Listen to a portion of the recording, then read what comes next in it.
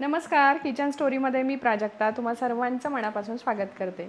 आणि आज आपण बघणार आहोत अंड्याची अतिशय छान, खूप टेस्टी आणि खूप झटपट होणारी अशी रेसिपी। चला तर मग आपण पटकन रेसिपीला सुरुवात करूया। तर आता इथे आपण रेसिपीला सुरुवात करतोय। तर त्यासाठी इथे एका कढईमध्ये मी 2 चमचे तेल घालून घेतलेले आहे।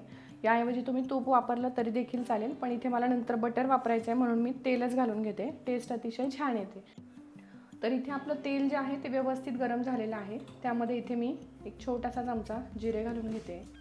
जिरे व्यवस्थित तडतडले की त्यामध्ये लगेचच एक मध्यम आकाराचा कांदा बारीक कापून घेतलेला तो आपण घालून घेऊया। आता कांदा छान गुलाबी होईपर्यंत व्यवस्थित आपल्याला परतून घ्यायचा आहे। रेसिपी अतिशय सोपी आहे आणि अंड्याचा ऑमलेट भुर्जी आपण नेहमीच बनवतो, पण हा अंड्याचा पदार्थ अगदीच वेगळा आहे। चवीलाही खूप जास्त छान लागतो। कांदा जो आहे तो व्यवस्थित बारीक कापून घ्यायचा आहे, जाडसर ठेवायचा नाहीये। कांदा छान आपण गुलाबी होईपर्यंत परतून घेऊया। तर ही जी अंड्याची रेसिपी आहे ही तुम्ही ब्रेड सोबत, पाव सोबत किंवा पोळी सोबतही खाऊ शकता। आता आपला कांदा जो आहे तो व्यवस्थित गुलाबी झालेला आहे। आता यामध्ये मी एक छोटासा टोमॅटो बारीक कापून घेतलाय तो घालून घेते आणि एक चमचा आलं लसणाची पेस्ट घालून घेते। आता हे सगळं व्यवस्थित आपण परतून घ्यायचंय। छान व्यवस्थित हे फ्राय करून घ्यायचं।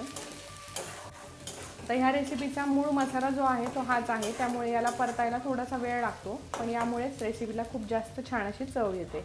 तर हे व्यवस्थित आपण एक 3 मिनिटांपर्यंत परतवून घ्यायचं आहे। गॅस मी इथे कमीच ठेवलेला आहे आणि छान व्यवस्थित असं आपण परतून घ्यायचंय।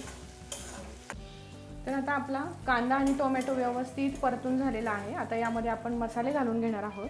त्यासाठी इथे मी 1 चमचा गरम मसाला वापरते, अर्धा चमचा हळद पावडर, आपल्या चवीनुसार तिखट कमी जास्त प्रमाणात तुम्ही करू शकता। इथे मी अर्धा चमचा लाल तिखट घालते आहे, अर्धा चमचा धने पावडर घालते आणि 1 चमचा काश्मीरी लाल मिरची घालून घेते, म्हणजे त्याने आपल्याला छान असा रंग येईल। तर हे मसाले आपण व्यवस्थित परतून घेऊया। तर मसाले जे आहेत ते व्यवस्थित परतले गेलेत। यामध्ये मी पाणी घालून घेते। आता अर्धा ग्लास पाणी यामध्ये मी घालून घेते।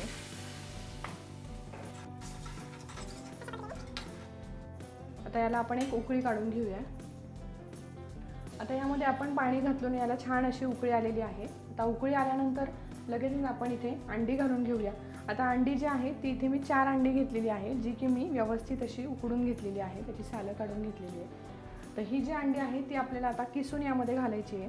तर अशा पद्धतीने आपण किसून यामध्ये घालणार आहोत।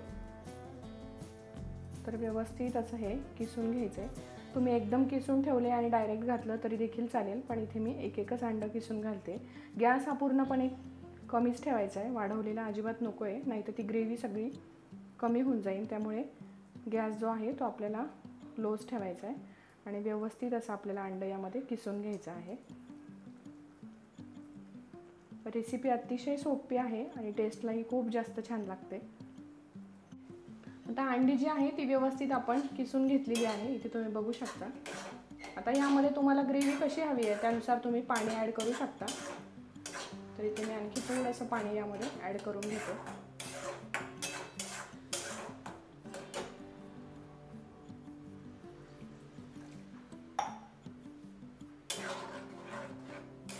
तर अशा पद्धतीने आपला अंडा घोटाळा जो आहे तो बनवून तयार झाला आहे। इथे तुम्ही बघू शकता किती छान रंग आला आहे, अगदी घट्ट आणि खूप छान अशी ही रेसिपी आपली बनवून तयार झालेली आहे। नक्की तुम्ही ट्राय करा। किचन स्टोरीजच्या रेसिपीज तुम्हाला कशा वाटत आहेत नक्की कमेंट करून सांगा आणि आपल्या चॅनलवर नवीन असाल तर सबस्क्राईब करायलाही विसरू नका। तर अशा पद्धतीने आपली अंडा घोटाळाची रेसिपी बनवून तयार झाली आहे। तर यामध्ये मी चवीनुसार मीठ घालून घेते।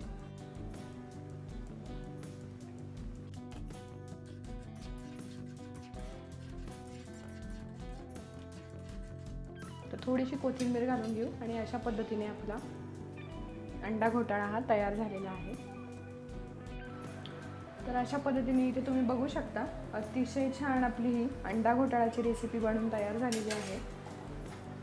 तर तुम्ही ही रेसिपी किंवा हा पदार्थ तुम्ही पावासोबत, ब्रेडसोबत किंवा पोळीसोबत भातासोबतही खाऊ शकता, पण ब्रेड किंवा पावासोबत नक्कीच खूप जास्त छान लागतो. खूप छान अशी याची टेस्ट येते.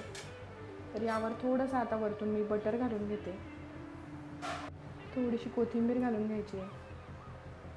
तर अशा पद्धतीने आपली रेसिपी बनवून तयार झालेली आहे.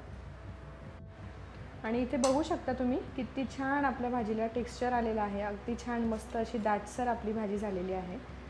तर यावर थोडंसं लिंबू पिळूया आणि ब्रेडसोबत ही भाजी अतिशय छान लागते. खूप मस्त अशी टेस्ट येते.